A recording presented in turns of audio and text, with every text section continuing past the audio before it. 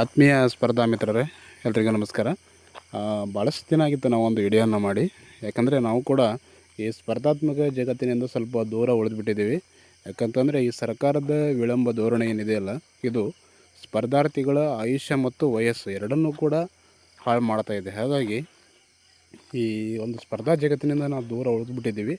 ಹಾಗಂತ ಪ್ರಯತ್ನ ಏನು ಬಿಟ್ಟಿಲ್ಲ, ಪ್ರಯತ್ನವೂ ಕೂಡ ಇದೆ, ಅದರ ಜೊತೆಗೆ ದುಡಿಮೆಯೂ ಕೂಡ ಇದೆ ನಮಗೆ. ಹಾಗಾಗಿ ಈ ಸರ್ಕಾರ ಪದೇ ಪದೇ ವಿಳಂಬ ಮಾಡ್ತಾ ಇರೋದು, ನೆಪಗಳನ್ನು ಹೇಳ್ತಾ ಇರೋದು, ಹಾಗಾಗಿ ಸ್ಪರ್ಧಾರ್ಥಿಗಳ ಮನಸ್ಸಿನ ಸ್ಥಿತಿ ಕೂಡ ಭಾಳಷ್ಟು ರೋಗಗ್ರಸ್ತವಾಗಿಬಿಟ್ಟಿದೆ.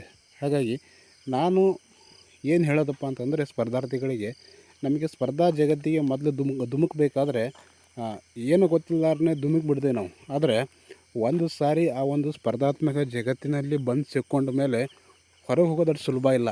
ಯಾಕಂತಂದರೆ ಊರಲ್ಲಿ ತಂದೆ ತಾಯಿಗಳು ಕೇಳ್ತಾ ಇರ್ತಾರೆ, ತಂದೆ ತಾಯಿಗಳಿಗಿಂತನೂ ಕೂಡ ಊರಲ್ಲಿ ಜನ ಕೇಳ್ತಾ ಇರ್ತಾರೆ ನಮ್ಮ ಬಗ್ಗೆ. ಒಂದು ಹೈಪನ್ನು ಕ್ರಿಯೇಟ್ ಮಾಡಿಬಿಟ್ಟಿರ್ತಾರೆ.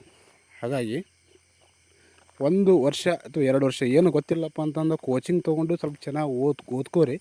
ಓದಿದ ಮೇಲೆ ಕೆಲಸ ಸಿಗಲಿಲ್ಲಪ್ಪ ಅಂತಂದರೆ ನೀವು ಆ ಒಂದು ಬೇರೆ ಕೆಲಸದಲ್ಲಿ ಕೂಡ ಮಾಡ್ಕೊತಾನೂ ಕೂಡ ನೀವು ಇದನ್ನು ಸ್ಪರ್ಧಾತ್ಮಕ ಒಂದು ಪರೀಕ್ಷೆಯಲ್ಲಿ ನೀವು ಮುಂದುವರಿಬೋದು.